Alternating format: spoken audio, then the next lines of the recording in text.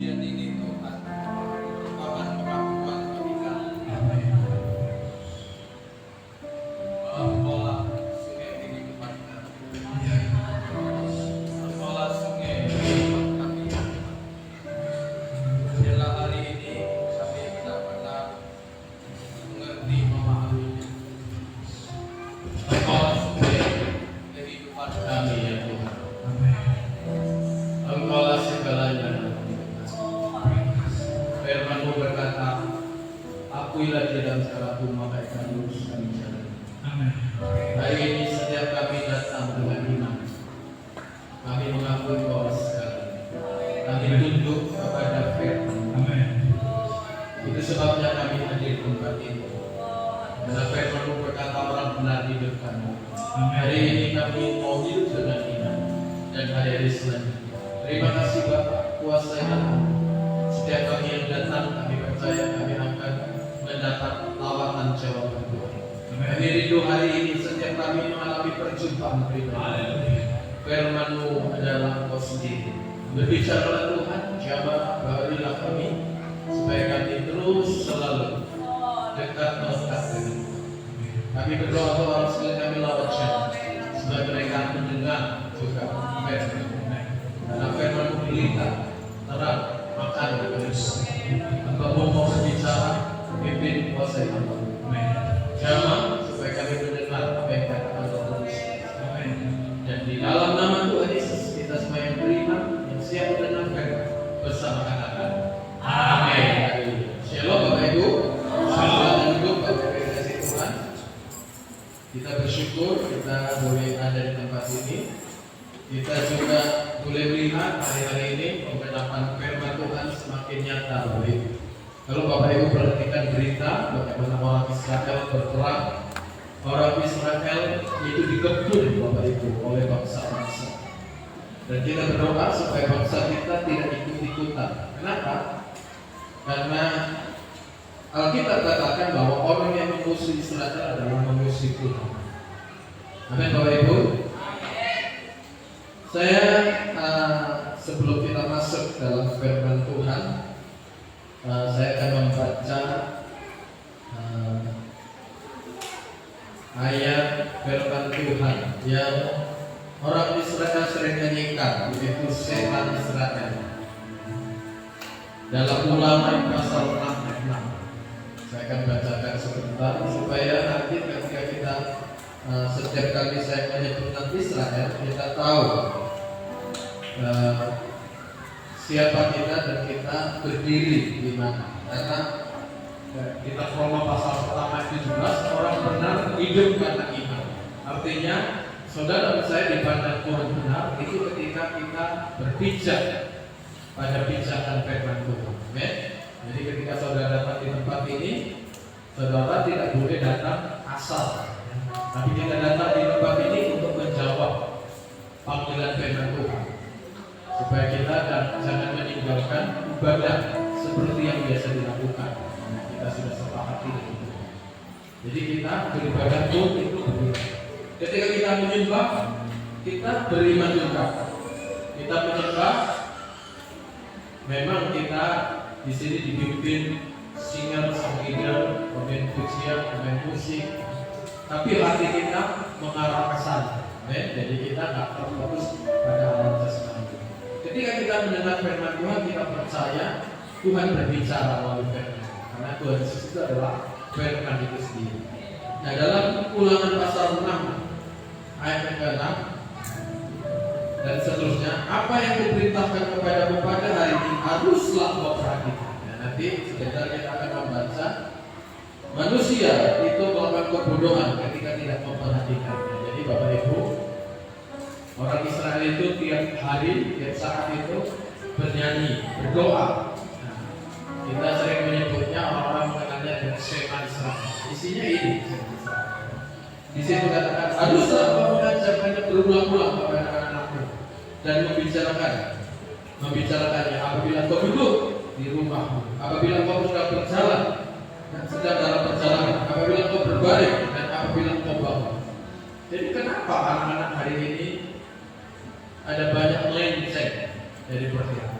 Karena ini ya, orang tua lalai yang mengingatkan anak terus menerus.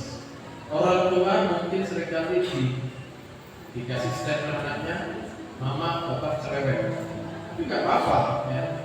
Lebih baik kita dikasih komentar kayak begitu, tapi kita tidak bersalah begitu. Kita Amsal katakan bahwa anak-anak itu seperti anak-anak panah pada masa mudanya. Jadi itu sebabnya orang tua itu harus seperti seorang pahlawan. Untuk gimana cara menjadi pahlawan bagi kita arahkan anak-anak kita kepada tujuan fokus yang benar. Karena kata dosa itu amartia, artinya tidak kena sasaran.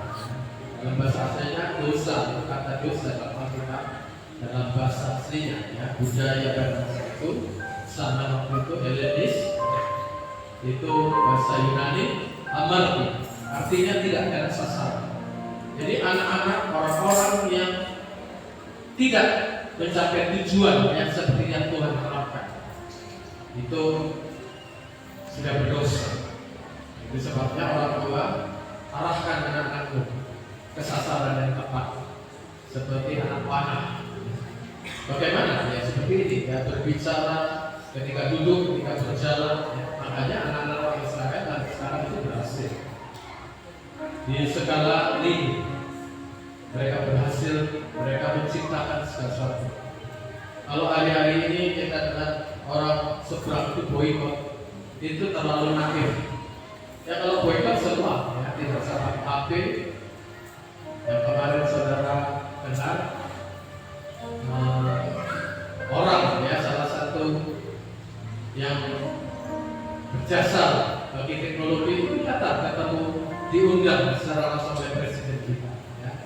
Saudara kalau lihat berita, apa artinya? Indonesia rakyatnya memboikot, tapi pencipta teknologi itu sendiri diundang ke Indonesia ya, ketemu presiden. Nah, jadi nggak sinkron. Dari mulut presiden kita menentang Palestina, ya padahal diundang pencipta itu. Haruslah juga engkau mengikatnya sebagai tanda pada tanganmu, dan haruslah itu menjadi lambang kita. Dan haruslah engkau menuliskannya pada tiang pintu rumahmu dan pada pintu gerbangmu. Maka ayat 10, apabila Tuhan Allahmu telah membawa masuk ke negeri yang dijanjikan dengan sumpah pada nenek moyangmu, yakni Abraham, Ishak dan Yakub, untuk memberikannya kepada kota-kota yang besar dan baik yang tidak kau dirikan, rumah-rumah penuh berisi berbagai-bagai barang unik, barang yang baik yang tidak kau isi, sumur-sumur yang tidak kau gali, kebun-kebun anggur dan kebun zaitun yang tidak kau tanam. Dan apabila kau sudah makan dan menjadi kenyang. Ayat 12, maka berhati-hatilah supaya jangan engkau melupakan Tuhan. Ya, saudara perlu garis bawahi, jangan kita melupakan Tuhan yang telah membawa kamu keluar dari tanah Mesir dan rumah perbudakan. 13, engkau harus takut akan Tuhan Allahmu. Kepada Dia haruslah engkau beribadah, dan demi namanya haruslah engkau bersumpah. Jadi Bapak Ibu, kalau hari ini orang Israel yang ada di Timur Tengah sana itu bangsa Israel pilihan oleh karena nenek moyangnya Abraham, yang orang keturunan orang Israel itu secara kelahiran. Tapi firman Tuhan katakan orang yang percaya kepada Tuhan Yesus itu dicampurkan. Ya, makanya saudara baca Alkitab, ya, pengajar Rasul Paulus yang menyingkapkan pengajar Tuhan Yesus. Kita ini cara lihat, jadi kita ini Israel rohani. Artinya firman Tuhan ini berlaku juga bagi orang-orang Israel rohani. Oke? Jadi bacalah, renungkan, ya. Tetapkan hatimu, akui firman Tuhan, maka jangan luruskan jalan. Maka berkat-berkat yang sudah diperkatakan Tuhan itu akan kita alami. Itu. Nah, kita akan lihat contoh dalam firman Tuhan Lukas pasal 23. Ini dikatakan Tuhan Yesus. Tuhan Yesus ini bukan angan-angan, ya, tapi ini apa yang dia lihat yang terjadi pada orang Israel. Dalam Lukas pasal 16, Lukas pasal 23. Lukas pasal 16 ayat 11 ayat 23.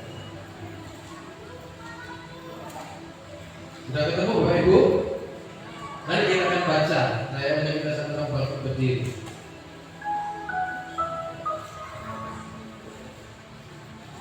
Mari, yang sudah ketemu kita berdiri, kita akan baca Lukas pasal 16 ayat 19 sampai dengan ayat 22 saja.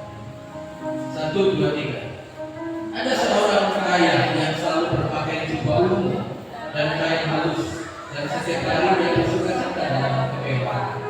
Dan ada seorang pengemis bernama Lazarus, badannya penuh dengan borok, berbaring di dekat pintu rumah orang kaya itu. Yang 21. Dan ingin menghilangkan lapangnya dengan apa yang jatuh dari meja orang kaya itu. Malahan dengan tindakan dan penjilat borok. Amin. Oke, kita baca. Kemudian mandilah orang miskin itu, lalu dibawa dari mereka ke pangkuan Abraham. Amin. Sampai di sini dulu. Jadi di sini ditunjukkan fakta bahwa sejak zaman Tuhan Yesus, orang kaya yang tidak peduli itu banyak. Makanya harus dikatakan lebih mudah seekor unta masuk ke gerbang lubang jarum daripada orang kaya masuk dalam kerajaan surga. Di sini ya petunjuknya. Bukan berarti orang kaya tidak bisa masuk ke surga, bisa. Tapi seringkali kekayaan itu membawa orang jauh dari Tuhan. Jadi kalau hari ini kau ada kekayaan, ada tabungan, ada properti yang kau miliki, jangan itu membuat kau jauh dari Tuhan. Jangan membuat itu kau lupa dari Tuhan. Jadi Alkitab sudah katakan ya bahwa kekayaan itu seperti pisau. Bisa itu berguna bagi kita, tapi bisa itu juga membuat kita terhilang. Nah, ayat selanjutnya, orang kaya itu juga mati, lalu dikubur, dan sementara dia menderita sengsara di alam maut, dia memandang ke atas, dan dari jauh dilihatnya Abraham dan Lazarus hidup di bangkanya. Ayat 24, lalu ia berseru, katanya, Bapa Abraham, kasihanilah aku, suruhlah Lazarus supaya mencelupkan ujung jarinya ke dalam air dan menyejukkan lidahku, sebab aku sangat kesakitan dalam menyala api ini. Kalau di dalam bahasa teologia, dalam bahasa aslinya ini disebut istilahnya neraka sementara. Orang-orang mati di dalam Alkitab itu katakan tidak mati dalam artian tidak bisa apa-apa. Alkitab katakan orang mati itu tidur. Jadi orang-orang yang dikuburkan di Setemang sana contohnya, mungkin kita kuburkan dia ya, karena maksud yang lain. Kalau kita nggak kuburkan kan bau. Jadi semuanya jadi nggak bagus. Tapi sesungguhnya mereka itu tidur. Tapi tidur bukan terus malamnya bergentayangan tanda. Ya. Mereka memang berat tidur. Ya. Kalau ada yang mengganggu itu bukan orang yang mati. Kalau kita katakan orang mati itu tidak bisa lagi bangkit. Yang menakuti kita itu setan. Dia mencoba mengaburkan, menyesatkan kita. Dia ada orang itu mencari apa angkat. Untuk apa setan dicari? Setan nggak dicari juga datang ya. Kepada manusia itu bodoh. Nah di situ dikatakan orang kaya itu juga meninggal. Saya melihat satu penelitian bagaimana orang awet muda. Ada seorang kaya di Amerika, dia menghabiskan uang miliar. Dia bayar para penasehat kesehatan gizi, terus training bagaimana dia bisa memperpendek, memperlambat penuaan. Dan dia memang pernah diukur dengan alat. Dia memang tambah muda, bukan di muka saja, tapi di seluruh makanan dijaga, pikiran dijaga, ya, kesehatan diukur semua. Tapi ketika diukur biaya untuk itu 2 miliar. semua orang bisa. Jadi bagaimana ketika dia sebelum melakukan upaya itu dan sesudah, memang jauh. Makanya saudara bisa melihat ada orang kaya yang nampak segan, disuntik segala macam. Tapi pada akhirnya sehebat apapun orang untuk memperlambat penuaan, tapi tetap orang mati. Itu fakta yang tidak bisa dipikirkan. Jadi apa hubungannya dengan Shema Israel? Apa yang dikatakan Tuhan Yesus ini? Alam dia lihat fakta. Jadi Tuhan Yesus bukan pada saudari begitu, bukan karena Tuhan Yesus itu Allah sendiri. Dia melihat sampai jauh bahwa dunia orang mati. Dia melihat kisah ini sebagai fakta. Jadi ketika saya, Bapak Ibu, ketika melayani orang meninggal dari rumah sampai ke kuburan itu, saya pola pikir saya seperti itu. Itu sebabnya ketika saya melayani berkhotbah khususnya di kuburan, saya merasakan sendiri bagaimana di sekeliling saya orang mati itu, baik orang Kristen maupun orang itu mendengar firman Tuhan. Orang-orang yang mati dalam Tuhan dan takut akan Tuhan, mereka bersuka cita. Sepertinya saya bisa merasakan mereka bilang begini, terima kasih ya di sini ada Tuhan datang mengunjungi kami menyampaikan firman Tuhan. Karena mereka tidak bisa datang ke gereja ini, datang beribadah, karena mereka sudah mati, mereka sudah stop, mereka sudah istirahat. Ya memang Alkitab katakan hidup pada Kristus, mati adalah keuntungan. Tapi ada juga kekurangannya, mereka tidak bisa datang.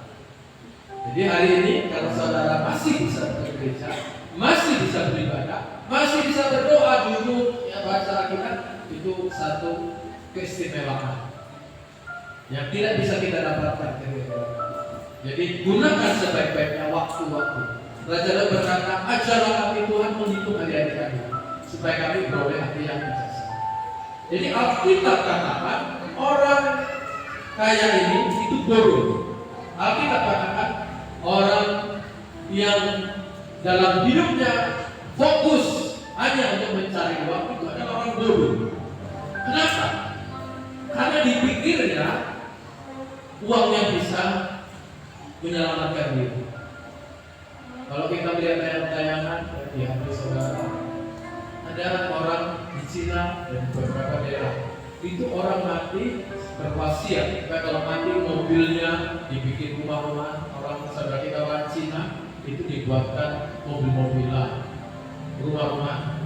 Mereka punya kepercayaan bahwa kalau mereka mati itu akan mereka bisa pakai, dibakar uang-uang palsu.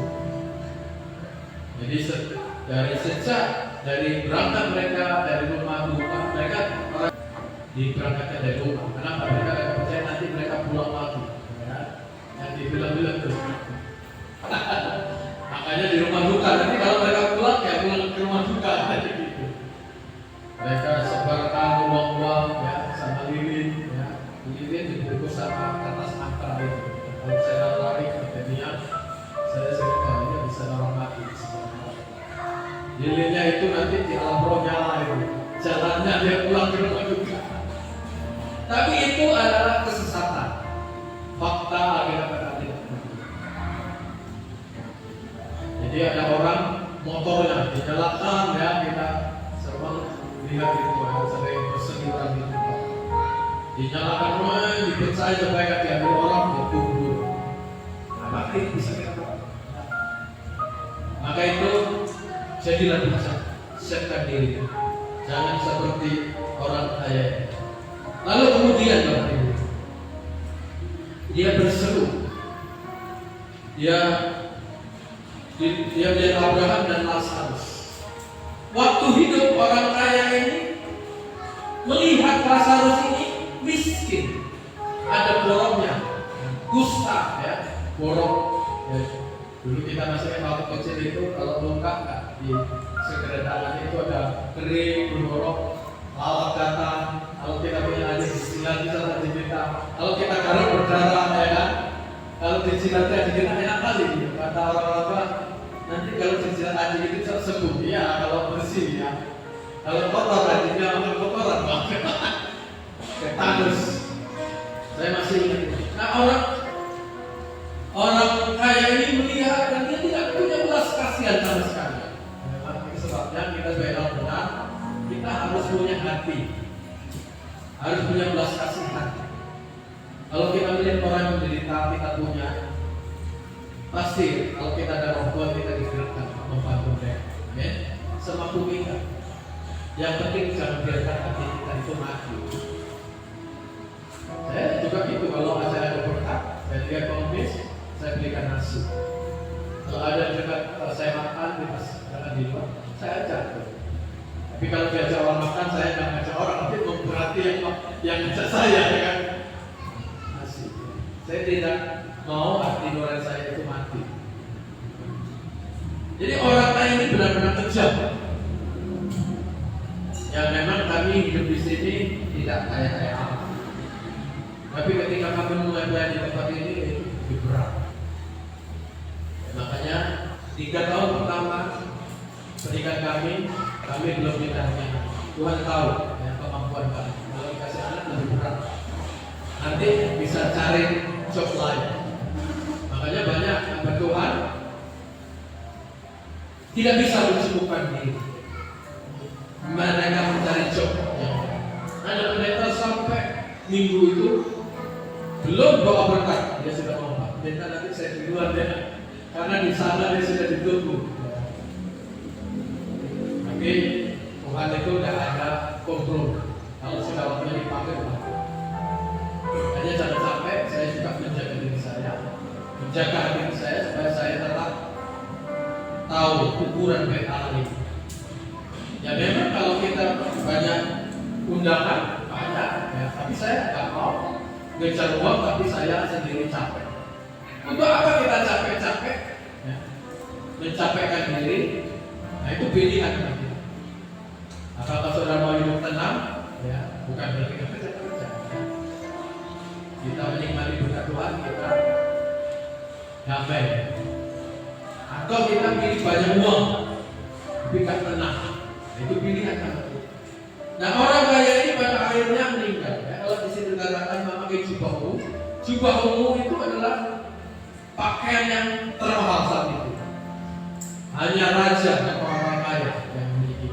Jadi sudah bisa melihat pada beberapa perikop dalam kitab itu jubah ungu. Kalau jubah ungu itu artinya pakaian yang mahal. Orang kaya ini menikmati yang mahal, makanya dia pesta. Bukan tidak boleh. Makanya saya kalau diundang pesta, saya nggak puasa. Karena bodoh lah. Masa diundang pesta, mau makan puasa. Makanya saya kadang-kadang lihat orang soal ini. Kenapa nggak makan? Karena saya lagi puasa. Dalam arti bodoh itu.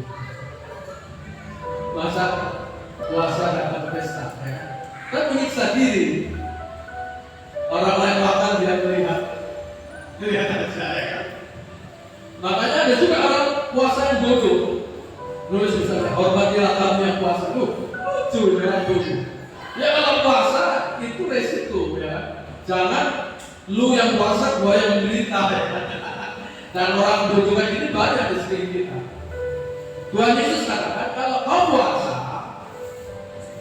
cuci mukamu, minyaki rambutmu. Jangan perlihatkan puasamu. Bahkan saya kalau puasa itu banyak tahu. Kenapa Bapak marah ya Pak? Tapi saya kan nggak tahu. Oke lah nanti saya makan. Aku buka ya kan saya balas. Gitu ya. Jadi kadang-kadang saya kadang-kadang mau menunjukkan kasih tahu nanti sebenarnya pamer. Ya. Bahkan kalau kita menteri jangan diketahui tangan kiri. Artinya kita memang niatnya kita tulus. Karena hukum perjanjian baru yang Tuhan katakan, aku datang bukan menyediakan hukum Taurat, tapi untuk menggenapi. Apa yang boleh digenapi? Kalau perjanjian lama dalam Tuhan baru, jangan membunuh. Tapi seringkali orang marah. Tapi karena ada hukum, itu masih menahan dia dari itu. Tapi Tuhan katakan, kalau engkau marah kepada saudara, bahkan keluar dari mulutmu, kafir kepada itu. itu sama seperti membunuh. Dalam Keluaran 20 katakan jangan berzina. Ada orang lihat lawan jenisnya dan dia bernafsu. Tapi ada firman Tuhan katakan jangan berjahat. Bolehlah aku berzina. Lalu ada seorang ya pakai pikiran sendiri, oh ini aja dikasih saja. Jadi hari ini ada orang yang menikah segala macam, tapi intinya itu berzina, tidak bisa menahan diri. Jadi akhirnya ada hukum ya, karena ada pembeli, akhirnya orang jual. Di Jawa sana ada orang yang mau kawin sama orang cerita masih muda sekali. Itu penyesatan. Nah orang kaya ini akhirnya mati. Di dalam bahasa aslinya itu Hades, dunia orang mati itu ada dua. Neraka yang di dalam Wahyu itu Gehenna, neraka kekal. Tapi ini neraka sebenarnya. Dua tempat ini ada di satu wilayah namanya neraka sementara. Nah orang kaya ini katakan kepada Bapak Abraham, suruh Lazarus mencelupkan tangannya, kasih air setetes saja. Bapak Abraham bilang, nah,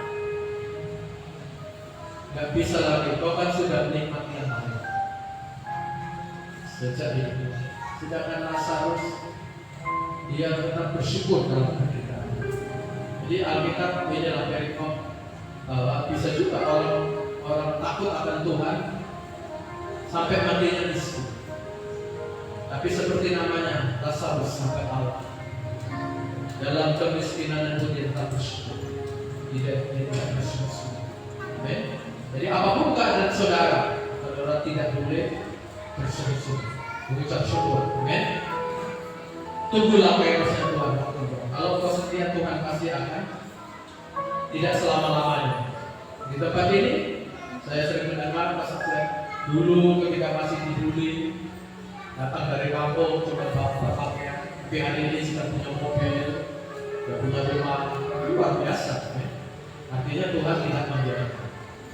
Jadi orang kaya ini meminta pertolongan kepada Bapak Abraham. Lazarus juga pun kalau bisa, kalau ada jembatan,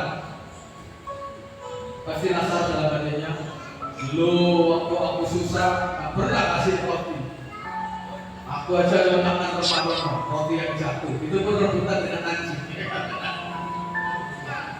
Jadi saudara, kita patut menjadikan ini pelajaran perenungan dalam hidup kita. Kalau saudara dikarunia oleh kekayaan oleh Tuhan, jangan lupa ini. Karena firman Tuhan ada berkat, ada benih untuk ditabur, ada benih untuk isi. Ketika kita menerima berkat, itu ada bagian-bagian yang sudah Tuhan siapkan. Yang pertama untuk Tuhan, yang 90% itu saudara harus bagi. Raja Daud berkata, ajar kami menghitung hari-hari supaya kami boleh hadir di jasa, supaya saudara bisa membagi. Kalau saudara setia pada berkat yang Tuhan kasih itu, Tuhan akan percayakan yang lebih besar. Tuhan tidak akan tambahkan saudara berkat lebih daripada UMR. Karena kebanyakan UMR kalau kita tidak setia. Karena firman Tuhan katakan barang siapa setia pada berkat kecil, dia juga akan setia pada berkat. Kalau Tuhan kasih yang lebih besar, nanti saudara akan lupa. Malah itu mencelakakan kita. Jadi orang kaya ini akhirnya menderita, dan dia meminta permohonan celupkan ujung jari. Jadi hari ini saudara kalau saudara minum tak perlu saudara air tetes gitu. Tak perlu saudara ambil aja satu gentong 1 liter ya kan, cangkir yang besar. Tapi kenapa dibilang suruh 1 tetes saja? Karena di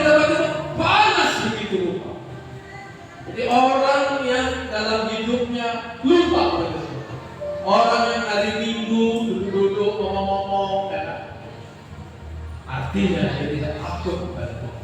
Dia tidak ingat firman-Nya, dia tidak hormat kepada Dia.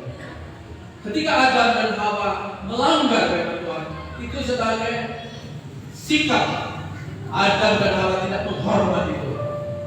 Ketika seorang anak tidak mendengar perkataan orang tuanya, itu adalah tidak hormat kepada orang tua.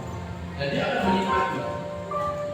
Anak-anak yang tidak takut Tuhan pasti umurnya tidak panjang. Saya pernah datang di Surabaya, saya lihat ketika anak-anak mati. Saya nggak tanya tapi orang itu waktu hidupnya makanya kemurahan Tuhan itu sudah didoakan. Dalam perjanjian lama, dalam kalau ada anak nakal, itu orang tuanya membawa ketenangan tua. Orang Israel itu dari 12 suku dipilih 2 tua. Orang-orang yang paling bijaksana yang dituakan, dinasihati. Kalau dia nggak bisa, orang tuanya memilih. Bapak ibu-ibu, ini anak saya ini nggak bisa diomongi, bandel. Dia tidak mau menang. Dia nakal, dia benar bikin onar. Kalau dia nggak mau terima, dia bisa keluar dari kota, dia dilacem. Itu peraturan hukum Taurat. Kelihatannya kencang, tapi itu aturannya. Kenapa? Supaya tidak ada pembiaran. Hari ini Gubernur Jawa Barat memakai cara melawan anak nakal, dididik dengan militer. Tapi masih ada yang protes.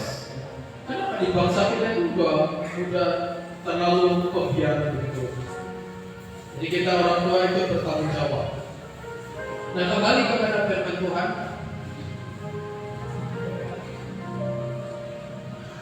Orang kaya ini di akhir ujung hidupnya, ketika dia mati dia baru sadar. Dia minta kepada Abraham.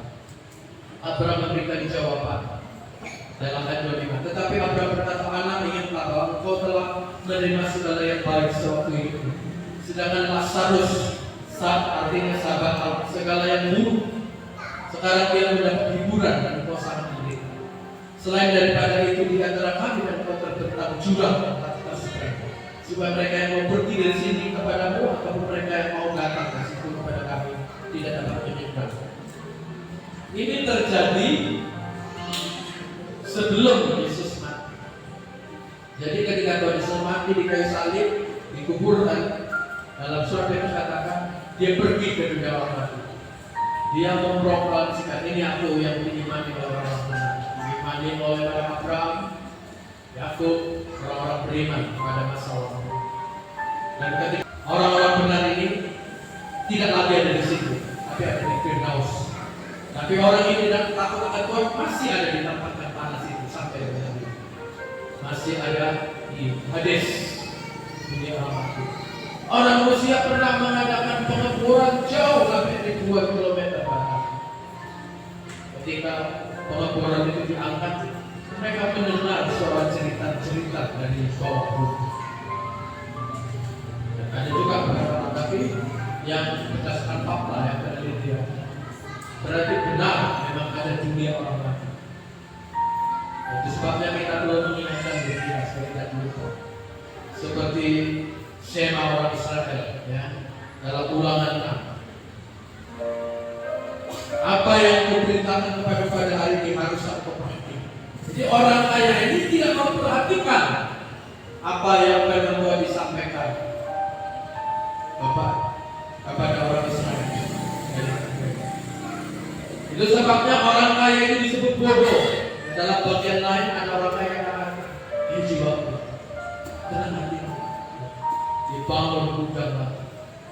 Orang-orang kaya hari ini sibuk mengumpulkan kaya dan melupakan Tuhan.